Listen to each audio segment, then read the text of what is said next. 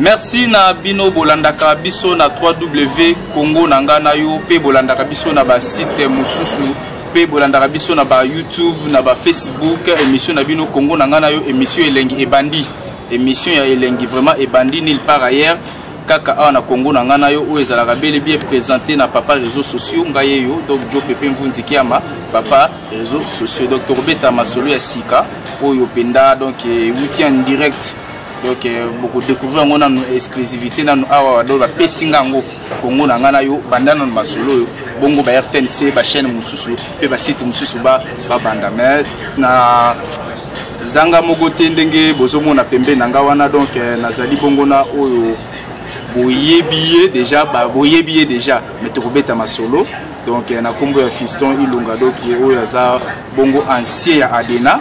Mais les lots yambié pour na compte il y a nouvelle synergie diaspora élite locale pour un nouveau leadership politique de Tobeta Masolo il y a nouvelle synergie wana toyeba ezali eloko nini et na monopoliser vraiment maloba mingi pa na ngate parce que ya kolobeza penda ebele na pesi président Fiston Ilunga. Bonjour papa.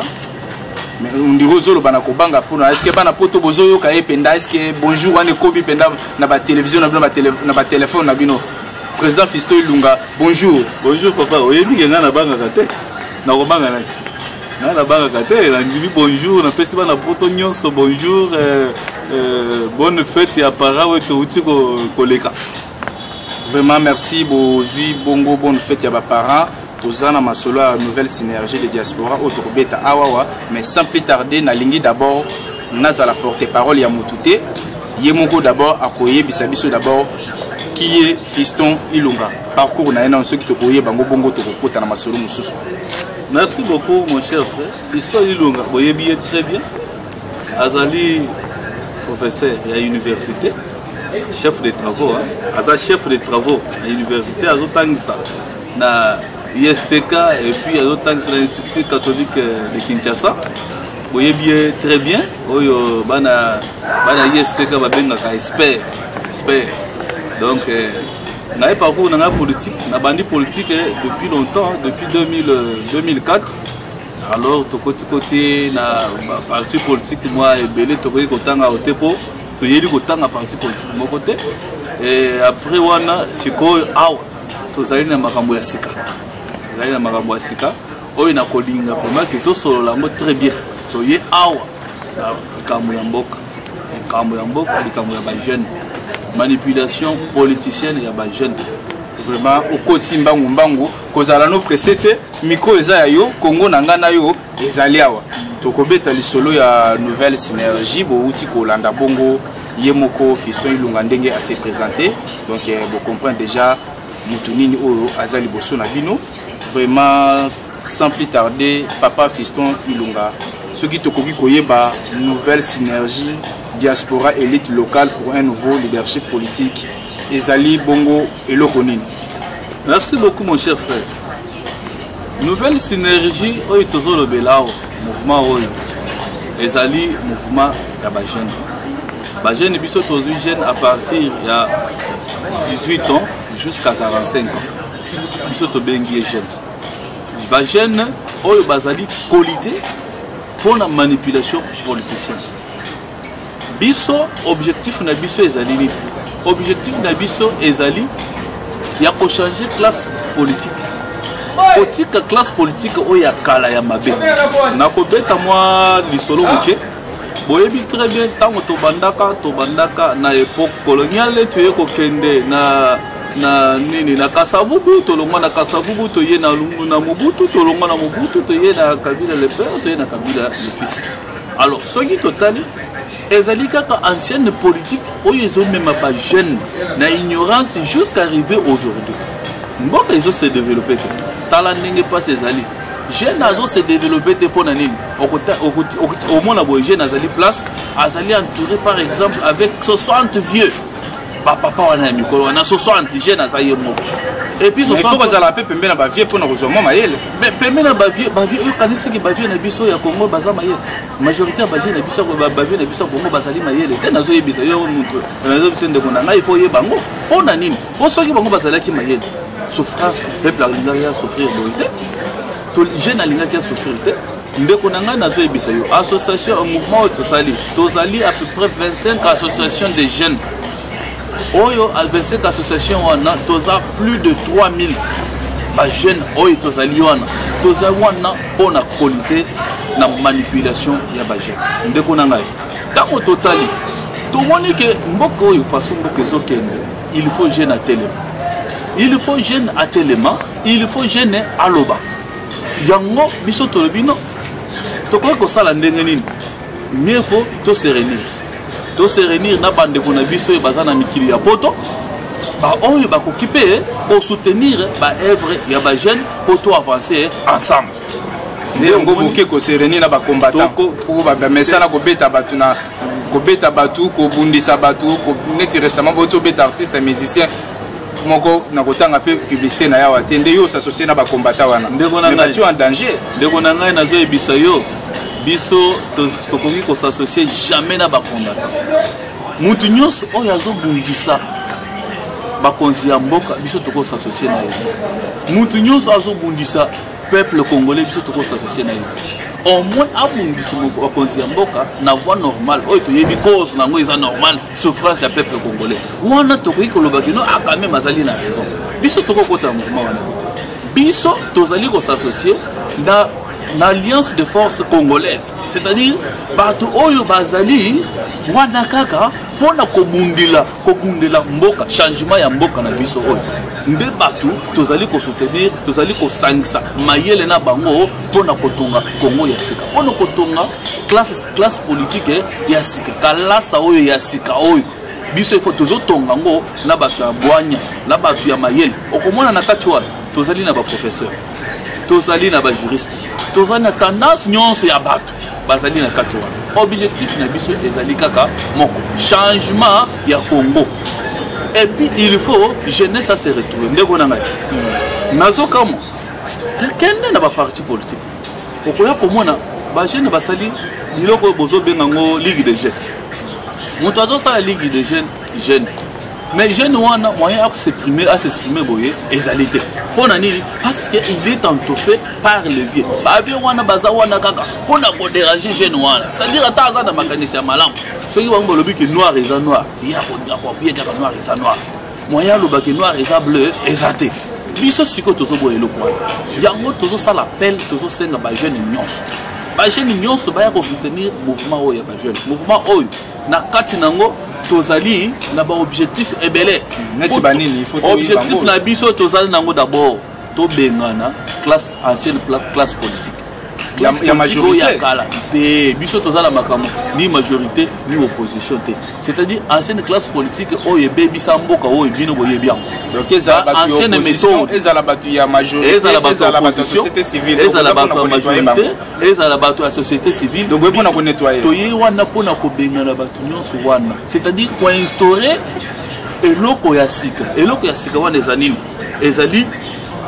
changement ya mboka parce que mboka il faut échanger mboka il faut changer na batu ya sika na makanisi ya sika toligi que jeune à se sentir à l'aise toza na mboka na biso comment voulez-vous que na mboka na biso toza lokola bapaya yo komo na mboka oyo eza mboka na biso mais toza lokola bapaya moyen ata oza na mayele boy moyen o s'exprimer ezate siko biloko wana biso to boyamo tala ndenge bazosala biso mon cher frère allez-y voir kene na Assemblée nationale combien de députés ya ba jeune bazali wana azape mingi te mais nazo biso kene électorat ebele c'est le jeune bato oyo penza bazali belé penza so tolobi kino lelo vraiment total nanu na popularité population nyonso to compter bana bazali belé c'est le jeune mais pona nini ba jeune wana bazaka ko souffrir yango tolobi boy ancienne classe politique wana tozo balayer yango tozo ninga to instaurer nouvelle classe politique et nouvelle classe politique wana il faut ezala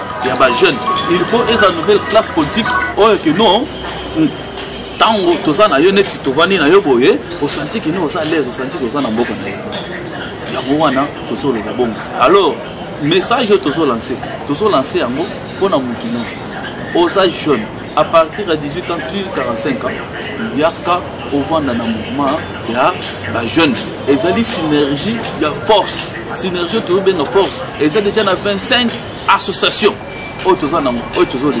et puis tokosala tokomobiliser parce que biso toza na barepresentant na baprovince nyonso et tokobunda pour que nous il y ait un changement wana ekoya kaka na jeune oyo akoya aye na baméthode ya sika tokomi mpe kolanda na méthode ya sika tolingi te bato yaka professeur Ilunga tolinga toyeba nsima ya synergie nani naza kuna ezali Félix Dokolo to mwana mboka Moïse Katumbi ndeko na ngai nauti koyebi biso ke biso tozali na makambo ya baopposition te na makambo ya bamajorité te biso tozali wana mpona changement ya mboka tozali wana mpona bajeune biso moto aza nsima na biso azali te ezali ide na biso bajeune congolais tomonaki trop c'est trop tolingi quand même changement eza tolingi quand même jeune oyo oyebi ke bajeune na biso baza inconscient toza na mboka moko bajeune baza inconscient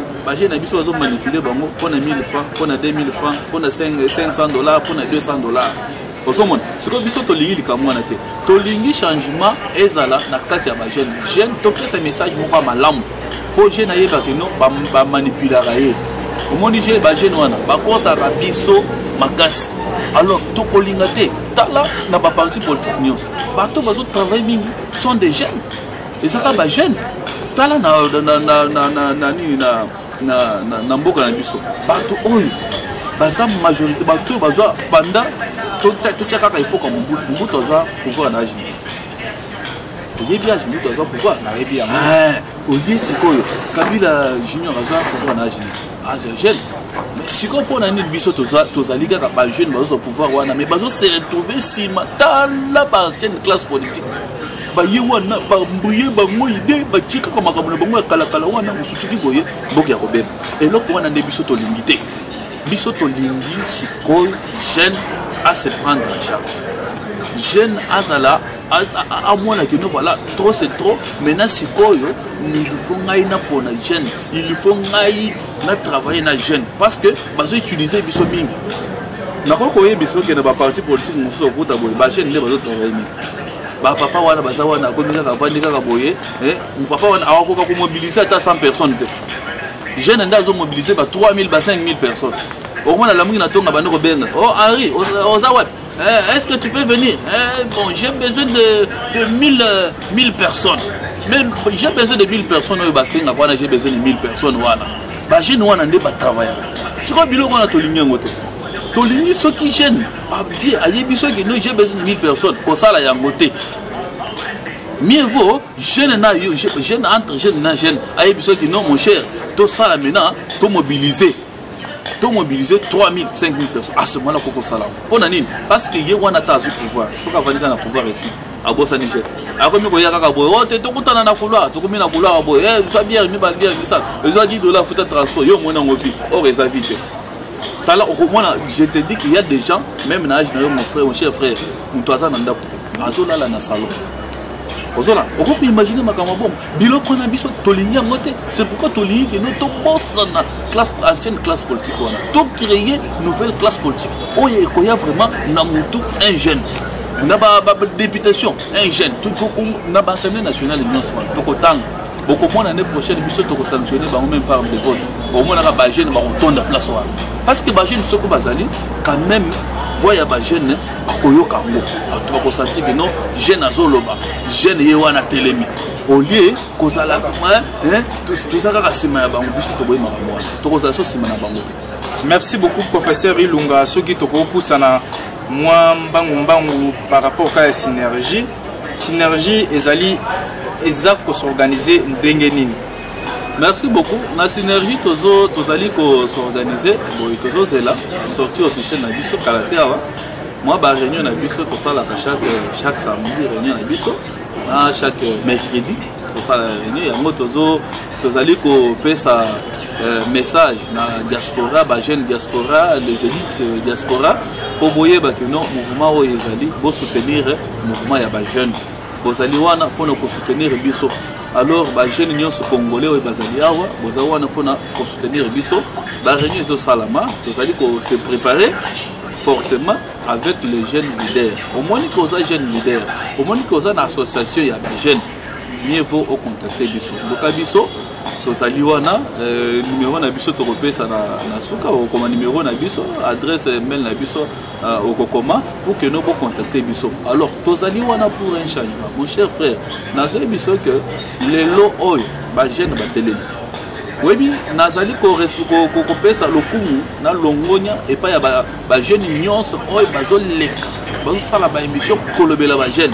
En tout cas nazo vraiment ko sepela makasi na ba jeune wana yango na ko senga au map opportun to ko inviter pe ba jeune ya ba association mususu na ba jeune oya ba ligue de jeunes wana ya ba parti mususu to ko inviter ba jeune wana pour tout ça la charte de jeunes congolais. Parce qu'il faut vraiment tout ça à chaque fois un groupe très fort. Il y a des jeunes congolais qui ont un objectif moko. Objectif na biso mo kozani alternance politique.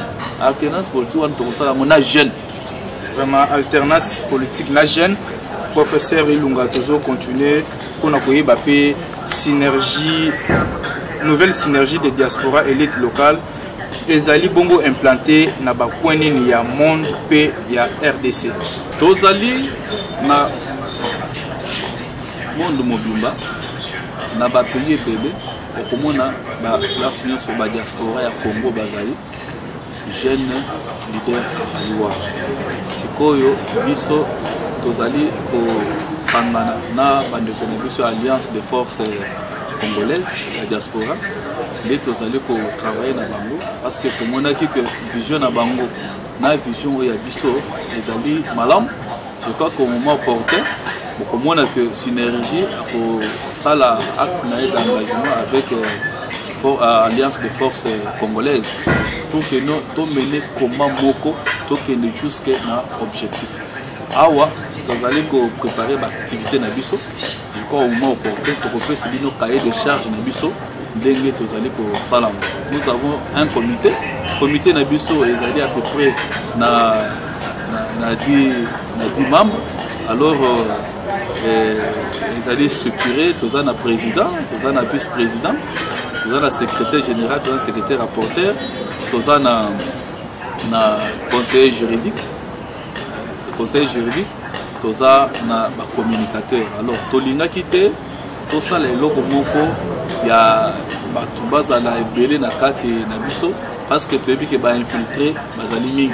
Tu as vu que ce n'est pas facile pour ancienne classe politique tant biso to koya na nouvelle classe politique bitombe kozala mais biso toza majoritaire tu as vu que to kolonga ba parce que to tikeli bango ta mingi to tikali na distraction mingi to tikali vraiment tozo lobate to komika ovandi kaka boye en tout cas o isoka lobi wana c'est parole évangile ya mwana soki ba lobi boye on dimika ata ya mabe on dimika mais biloko wana nde tokoya biso to lobi que non to kobunda juste pina suka pour te instaurer démocratie ndeko nanga est-ce que les lots vraiment ko ebisana que na ba parti politique na biso nyonso ya Congo o démocratie ezali te. Parce que la démocratie, tout ça, le premier principe est la alternance politique. Il y a na parti nini oya Congo oya basala élection. Voilà ndaka très bien mandat la président. Donc c'est pas na bino différence voilà to. Dès qu'on a eu biso comme moi j'étais élu, Gaï Nazalaki élu président. Hein? Sur 3000 personnes, j'étais élu président.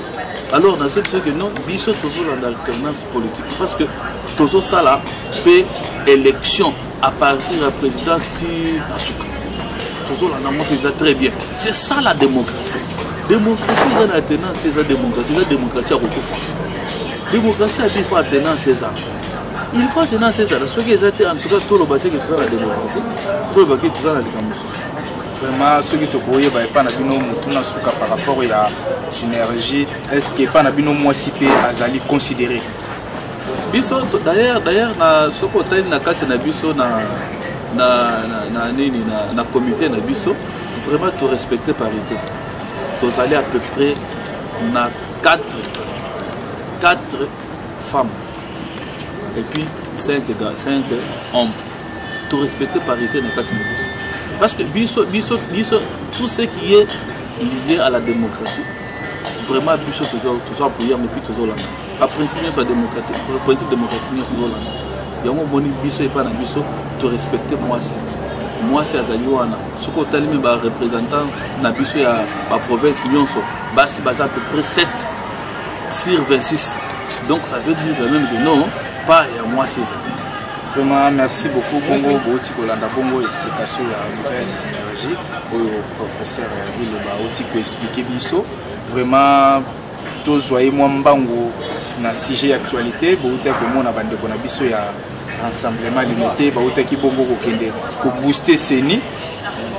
Est-ce que ça va se contredire parce que Seni wana bakenda ki na dialogue ya 5 ans pour na tobimisa accord batunye so balobaki kezalaki échec ya accord baye kobimisa Chibala bananga nyoso bazoko insister na sima ya accord c'est le bato majorité mais ndenge nini bino accord bino bato ya rassemblement limité bayebi ki accord esimbaki te mpona nini bamene voix mosusu te ole ke bakende kaka ko booster Seni oyo bazo reconnaître ye na accord te.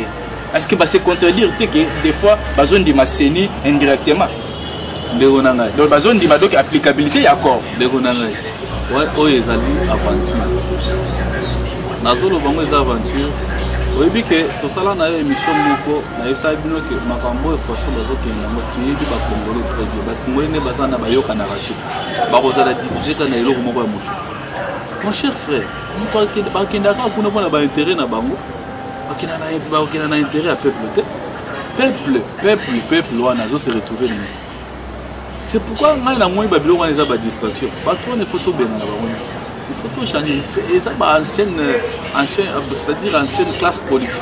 Et depuis l'époque coloniale, il faut bien surtout changer. Il faut bien surtout changer. C'est-à-dire, mon cher frère, que ce soit Oligambo, que ce soit Chibala, que ce soit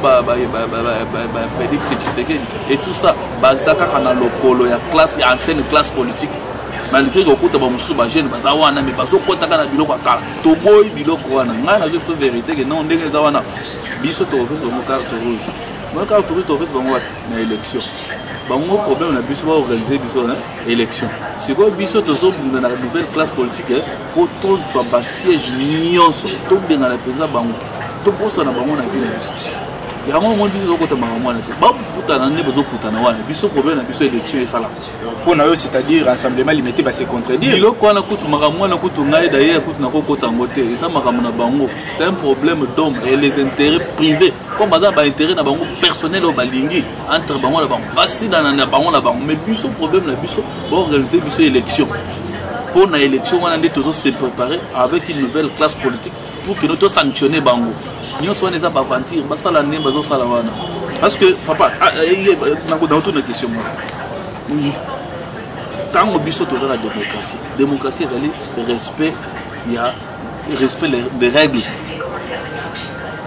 Hein mon cher frère, bangone bazawana bayokanaki, bayokanaki, bayibine bayokanaki. Mais tant que commis boye, na koyokana wana ba coach na kati na bangwana et commis les doublements. Où est notre problème? C'est pourquoi nous on ne fait pas ces histoires là. Biso to tikeli bango basala ningi bali. Ceux qui nous le comme oh Félix, yewana komi Félix Tshilombo Tshisekedi. Yewana fait komi ce qui premier ministre.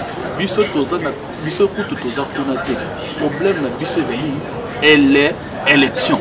Et élection wana, vous allez sentir comment les jeunes vont les sanctionner. Parce que les jeunes vont représenter à partir de la présidentielle. Donc, pour que tu sanctionnes l'ancienne classe politique, tout bien dans la Lilo Bassou dans la diaspora. Lilo Bassou, c'est que la diaspora, nous sommes dans la Sikol. Nous allons organiser une activité dans le Bissoming. Nous allons parce que ceci na biso ezali to kalate wana to ko la tribune siège na biso ya sika oyo to kozala nango et puis la visibilité na biso e ko bano ko monana alors to sengi que diaspora a tikape bisote bazala na biso à tout le temps ayoka ndenge tozali ko bunda sur place bango pe ba bunda pe kuna pour que nous vraiment Congo oyo tout ça là vraiment na nouvelle classe politique bato wana ya kala wana to benga na bango to bosa na bango na bomo na biso parce que lelo tala lelo souffrance à peuple congolais mon cher frère ce qu'on n'a pas qu'à du mot regretter ce qu'on a limité côté n'a pas regretter ce qu'on donc c'est-à-dire n'a pas commune non ce qu'on regretter alors ce qu'on a ma province vous allez trouver que nous c'est vraiment en tout cas biloko wana biso to lingi yango juste yango to lingi que to sanctionner bato oyo to sanctionner bato benga na bango par voie électorale tant to benga na bango siko ba oyo nouvelle classe politique et koya vraiment toko sepela toko loba vraiment que nous tous ce qu'on a vraiment na Congo et to bana ko benga Congo prospère Congo émergent ce n'est pas na aventure bazo ça oyo nyos basa ba échouer c'est zéro bango ko bakela.